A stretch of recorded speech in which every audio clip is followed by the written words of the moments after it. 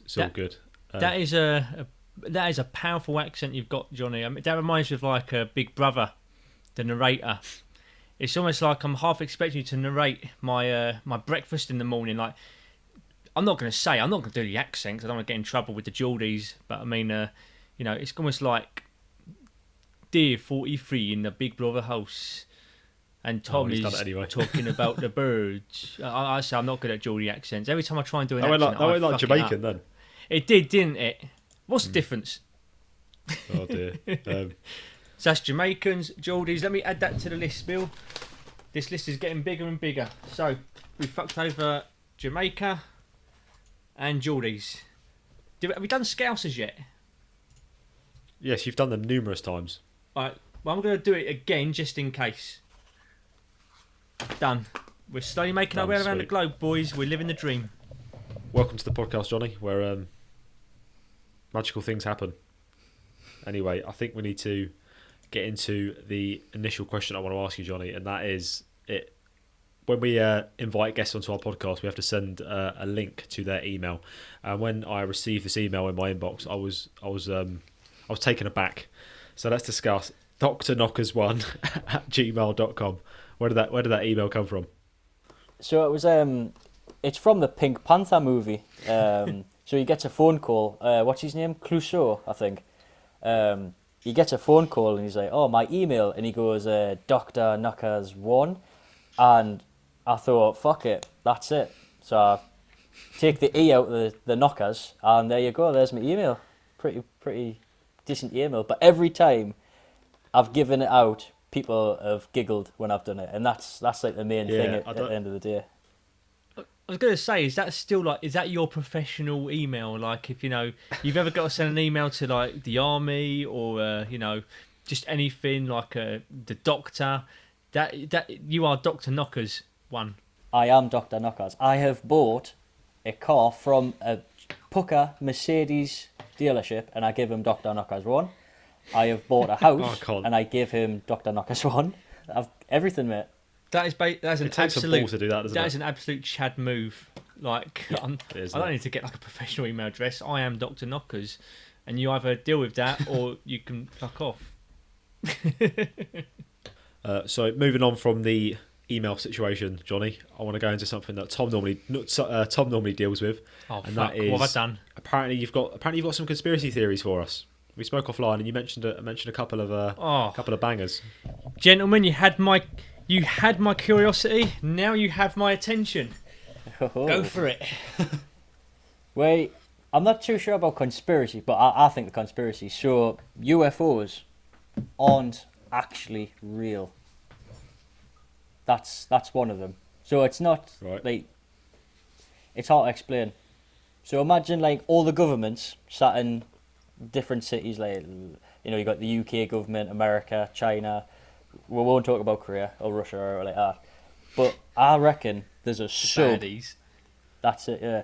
A sub government, and they're just having a laugh. They're like, "Yeah, sound what? You want to fuck with Russia? Yeah, sound. Send a high tech fucking plane up, and then they'll say it's a UFO, and then the conspiracies out of that." Kind of that's one.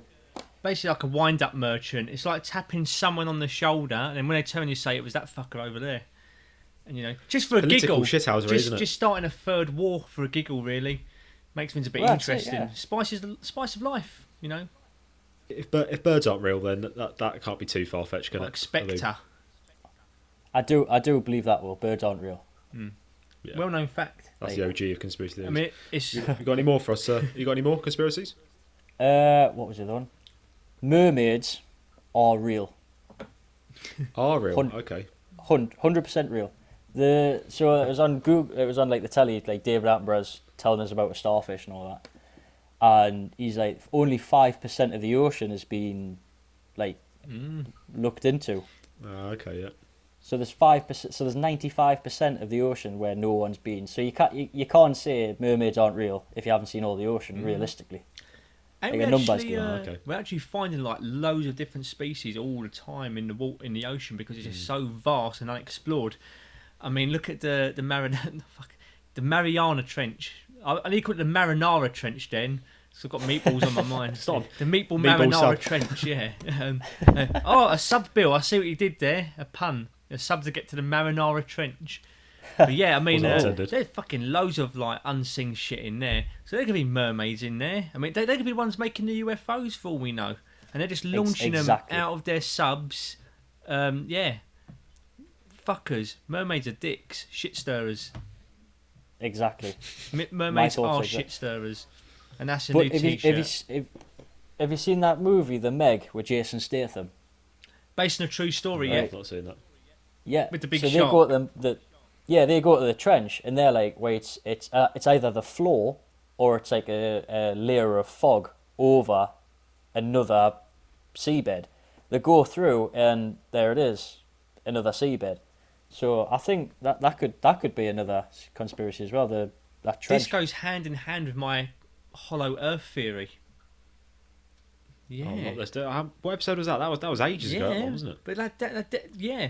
For we know, like this, what we think is the very lower surface, such as the Marinara Trench, perhaps that's actually the roof to what's really beneath the hollow Earth, which is where you've got shit stirring mermaids and big Megs. For an evidence-based podcast, we do talk a lot of shit, don't we? Well, can you prove that the Earth is not hollow?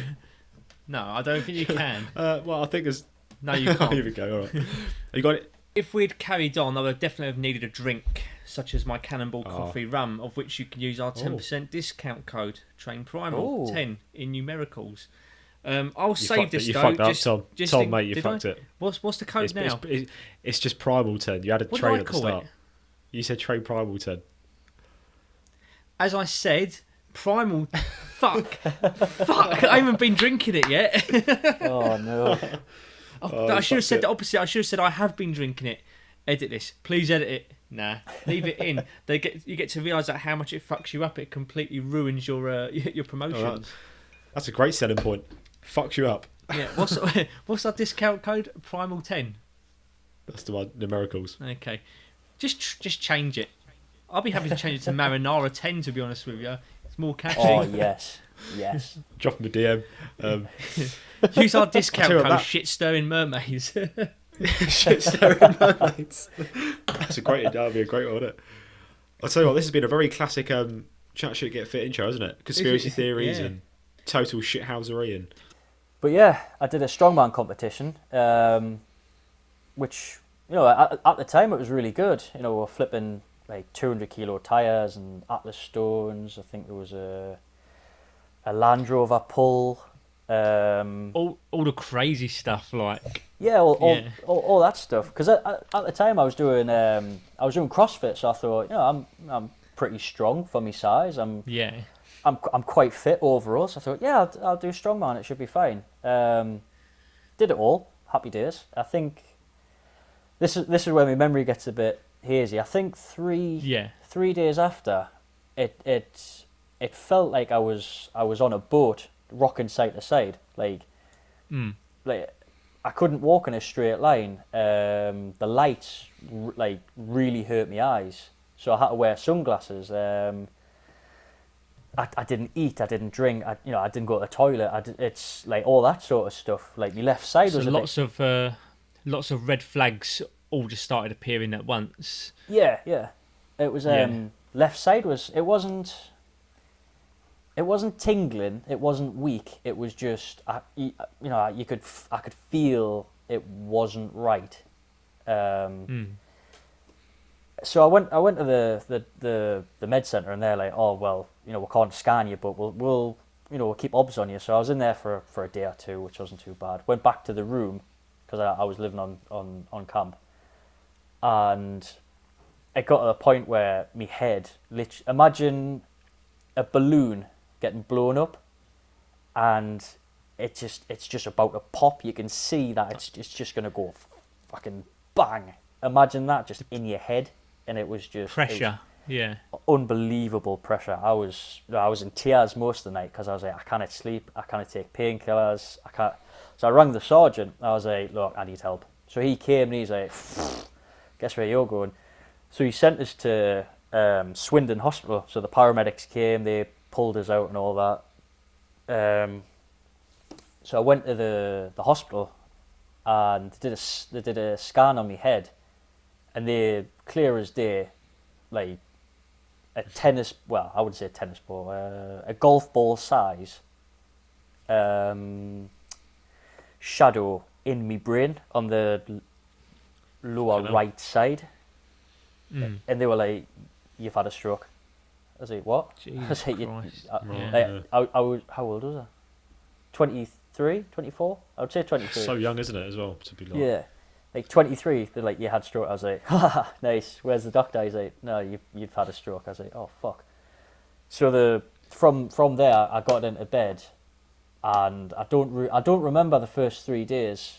So I stayed in hospital for a total of 13 days after the admission. The first 3 days I can't remember. I just, there was so much pain. The light was hurting, noise would hurt. Like even wind coming through the window would hurt. It would just touch me skin, and I'd be in agony, which was just weird. They just left us alone for 3 days. They put loads of they give you they call it the Trident. So it's got it's like a 3-course like drugs they give you. So it's what is it? High blood pressure, high cholesterol, and a blood thinner to try and 4, sorry. So blood thinner, high cholesterol, high blood pressure, and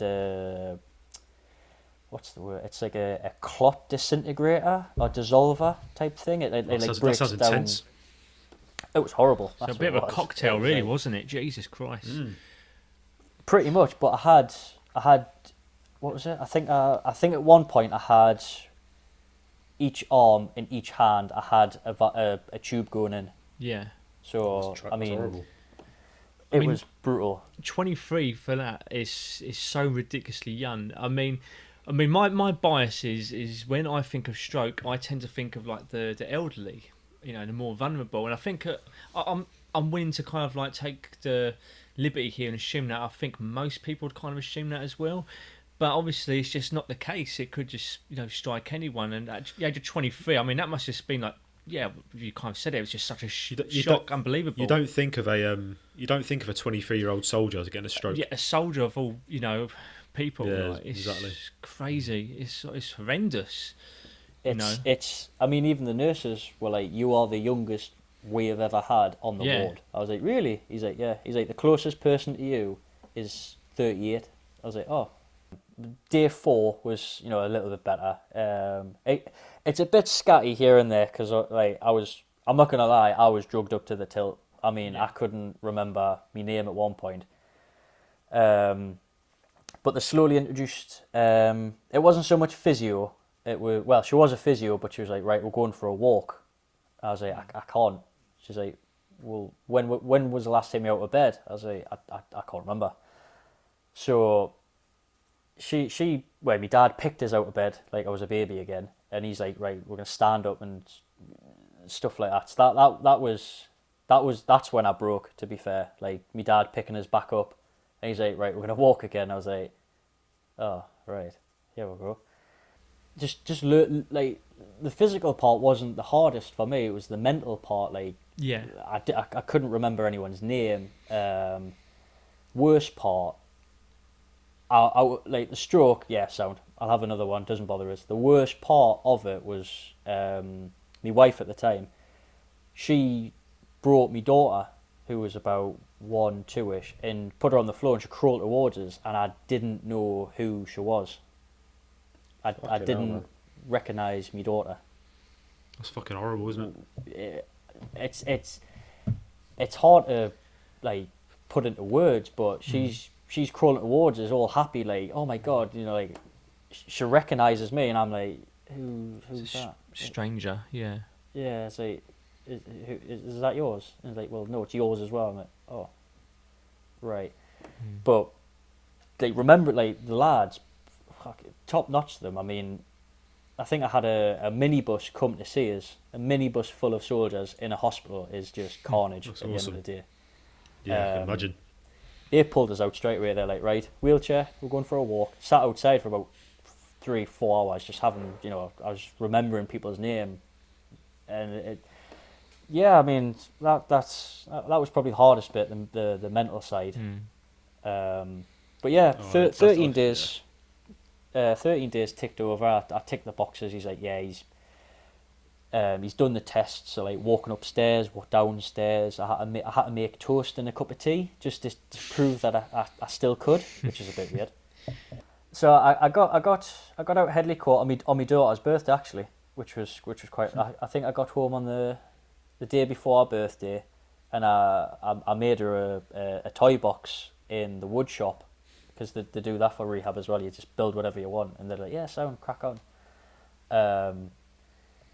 So yeah, I got home for my daughter's birthday, which was nice, and then I think I was sat at home for 2 weeks, like learning how to raise a child at the end of the day. I think after 2 weeks I was like, oh, bollocks this. So I got one of the lads to pick us up, and I was like, right, just take us to the gym. I don't know if I can go to the offices anymore, where like all the bosses sit. So I was like, oh, just take us to the gym, whatever. So I've got my gym kit, so I've got a bag, and I'm hobbling to the gym. So by this time I've still got a limp on my left side. Just drag. It wasn't like a full on Frankenstein drag, but it was noticeable. Just hobbled through the gym door, and the core man literally came out. He's like, "You are taking the piss." I was like, "What?" So I wanted to train straight away. He's like, "Nah, go away." I was like, "Well, I'm going to do something." So he knew you were then. He knew who you were at the time. Then, oh yeah, he was.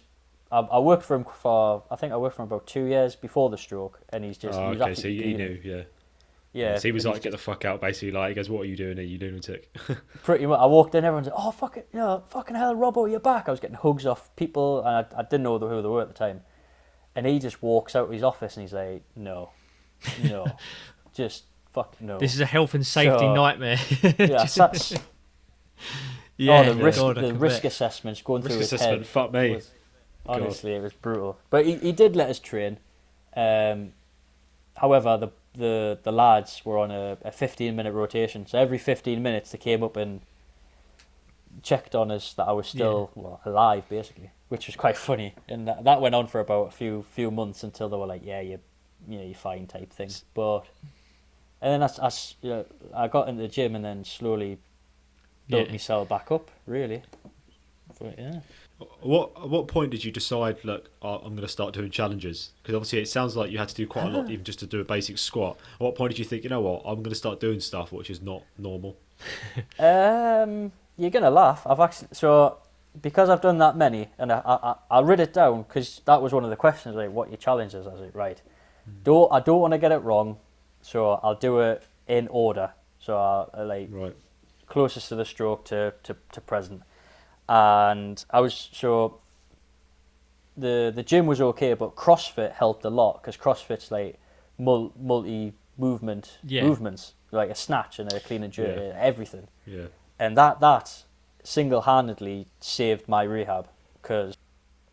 And it's fun, isn't it? Yeah, it's brilliant. I would highly recommend it.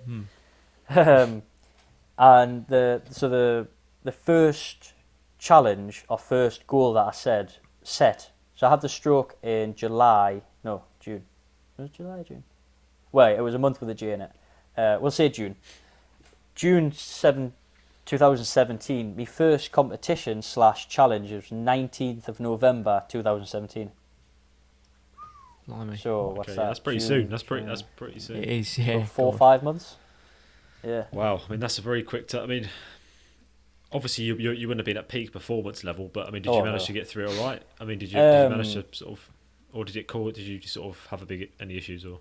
So it was for Fusion Games. So it was individuals. I had to do qualifiers, and I think I did all the qualifiers, but I don't think I made it to the final, which was probably good. I think I might have done 3 qualifiers and missed the 4th. I'm not entirely sure. But yeah, that was all right. I took my time on so I wasn't fully back in work, but I was in the gym learning everything again, and the Fusers were happy with that. So I was building up. So Yeah, that was the first of many. I mean, with everything that had happened, I'd be happy to just be moving again and just enjoying the training, enjoying the process. But I mean, yeah, that is a rapid turnaround. That is a really rapid turnaround. Please tell me you had a rest for the rest of the year at this point. You didn't do anything else in December. No. So that was the 4th of December. I did the Sarum throwdown, and then the 1st of January. Okay, there we go. The same box. They do. You know how people go to the sea and jump in to wash off the last year type thing. Okay, well, cool, yeah. Well, apparently, Sarum CrossFit do a marathon row on New Year's. Oh, fuck off. New Year's Day. I did a marathon row. Yeah. Jesus Christ. And I did it in, I think I did it 3 hours 16. So I mean that was pretty decent time, to be fair. So yeah, that was marathon row on the 1st of 2018. Probably. Well, I changed up then because the next challenge. So that was July 19th. The next challenge was the 4th of August 2018, and that was a channel crossing attempt. Excuse me? Bloody hell. English channel. Just a casual throw in there, a casual flex. Yes. Yeah, it's crossing English channel. When you say attempt there, did that mean that you weren't successful, or? No, I wasn't successful at all. Okay. I was hospitalised for that one, actually. Oh my god. Was that related to what happened previously, or? Oh yeah, 100%. Yeah. Yeah. So it was for a charity swim.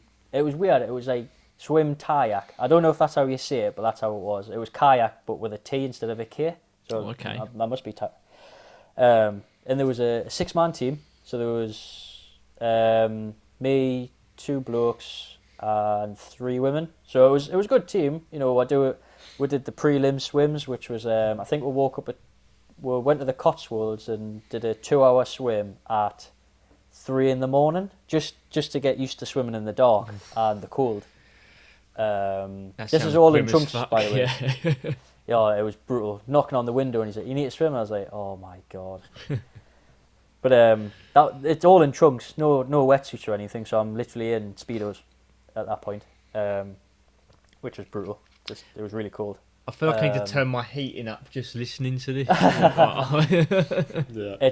That's a next level cold. It's like it's hard to explain. It's like to your bones and through. Yeah. It's weird.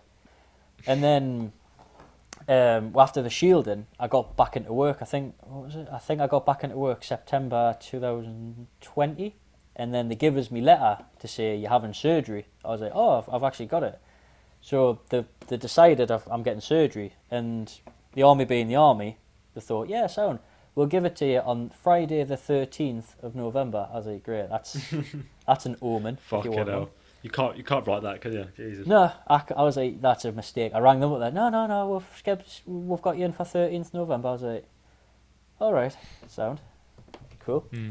So yeah, I got dropped off. I booked in, all that sort of stuff. They had us on the table.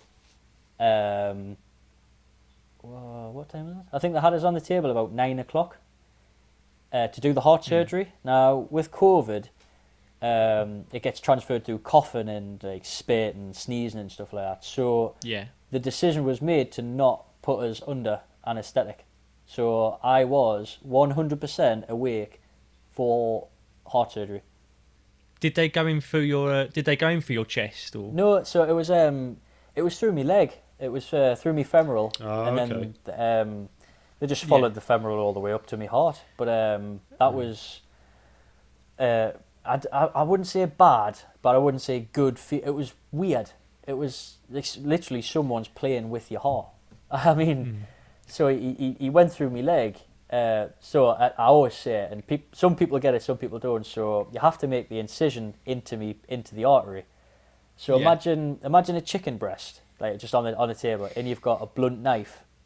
So you start poking the chicken breast, and you feel a bit of a give, and then all of a sudden the knife just slides in. Just goes in. That's honest to God what it felt like. It's like I'm guessing it all went well then. The fact that you're talking to us right now. It went perfectly. So from him bayoneting us to him putting us in a clamp, really, is the best way I can describe it, was 8 minutes and 23 seconds. I still remember it. He fixed us in 8 minutes, 23 seconds. That is a speed run and a half, isn't it? Bloody hell. They must. I reckon they've got a leaderboard, isn't there? Them doctors, like, who could do it the quickest? Who can fix a hole in the heart the quickest? He Hold my actually beer. made it pretty much. He made it slower because I was like, I can feel something. He's like, yeah. So he's got 12 computer screens in front of him of like the X-ray, me blood pressure, like everything. He turns the screen. He's like, do you see that thing wiggling in your heart? I was like, yeah. It feels a bit weird. He's like, yeah, that's me. I was like, oh my god. So he's explaining it pretty much, and he's like, can you feel that? I was like, oh my god. So I'll try and get I'll get a video for you, and you can put it on the notes because it is. That'd be great. That'd be awesome if you could. You've got a video of this? Well, it's an animation on YouTube, but it's pretty much exactly what I had. It's fucking weird. Yeah, that would be great. I'll get that on the YouTube video. I'll try and get a clip of that in there so people can see. Oh yeah, I'll send. I think I've posted it, but I'll send it over because it's like it's perfect. Everything he did, everything was on the done video was done to me, and I was like, wow, okay. So I kind of like knew what was going to happen, but it doesn't prepare you for it. So now we're obviously in May 21 now. How have you been since then? It's obviously fairly recent. It's not like long ago. It wasn't too bad. I mean, after the surgery, I went in at 8. I went in at 7. I had it done at 9 o'clock on the Friday. I was out by 8 o'clock Friday night. So the clamped us to the bed. The artery healed over as much as I can, and they were like, right, if it bleeds, obviously 999, all that. So I got home, all that, and the girlfriend at the time, she cooked us dinner and all that. I was like, yes. I went to bed, woke up, and I absolute shit state. And after that, I spent 2.5 weeks in hospital with an infection in my heart. So yeah, I was on IVs and. That's Friday the 13th for you, mate. Well, that's it. I mean, that was the omen. I was like, what more could go wrong, really? But since then, I've just been, the first. I think I was in hospital. It was 2.5 weeks in November, and then I went into work, and they're like, "Go, no, we're not this time." I was like, "Nah, I'm like, nah." So he literally he grabbed us and threw it out the gym. He's like, "I'm not having it." No, that's what it is, isn't it? I mean, Tom, have you managed to sort out that new ranking system yet? Because if we won't go into it, we did have a ranking system which we've had to abandon for legal reasons. Right. So obviously we had the Jimmy Savile scale. We may or may not have been contacted by the BBC, and for legal reasons, they are not keen on us criticising one of their Hall of Famers who they cherish dearly. People have all kinds of different heroes. It's not us to decide who they decide to worship. But we've had to change our scale since then. So in training, we tend to have something called the RPE system, which I tend to have a hard on if you've ever seen my content. A rate of perceived exertion, and usually it's on a scale of 1 to 10, with 1 being the lowest and 10 being the highest. We have changed it now. It's either going to be the RPF scale or the RPC scale. And you can choose what you want here, Johnny. So you can have a rate of perceived fuckery or a rate of perceived cuntery. And it's on a scale of 1 to 10, with 10 being the most cuntish thing and 1 being, actually, that's not too cuntish. I mean, it might still be a cunt. Yeah, I like that one. You're a cunt, but you're not a cunt. Well, I think I don't know what's more offensive here: the word a cunt, or the fact of Jimmy Savile. I don't know, like. or even like if you go for the RPF scale, and because it's a military thing here, we're probably going to go for the RPC scale. Let's be honest with you. Yeah, let's go for the RPC. Yeah, let's RPC go for it. Sounds good. So, in the grand scheme of things, I mean, it's hard to say, but if that didn't happen to us. I mean, would I have done any of them challenges? Probably not, because I've literally reading through them. I was like, what the fucking hell have I done that for? But it's what I wouldn't wish it on anyone. But a reset of that caliber, I think most people would actually. In a way. Not like a full stroke to heart surgery, but like a full like reevaluation, reset, and then go back in type thing. I think most people would benefit from it, really. I mean, I Yeah. did. Yeah, no, I get you. Yeah. If anyone's listening, I will have his Instagram down in the show notes. If you do want to, I'm sure he'd be happy to go into more detail on anything. Yeah. If you want to get in touch with him, drop him a message on his Instagram, and I'm sure he'll be happy to maybe go into more depth on some of the challenges or how he's recovered and things like that. So yeah, that'll be down in the show notes, as well as all the challenges he's done. I'll also have a list of those. I think for this week, it's been a really good way to finish out the recovery series, because I don't think I think this sort of sums up recovery. That is a really fucking awesome motivational story in general. Yeah, it's just awesome. So yeah, it's been a pleasure as always, guys, and I'll speak to you all again very soon.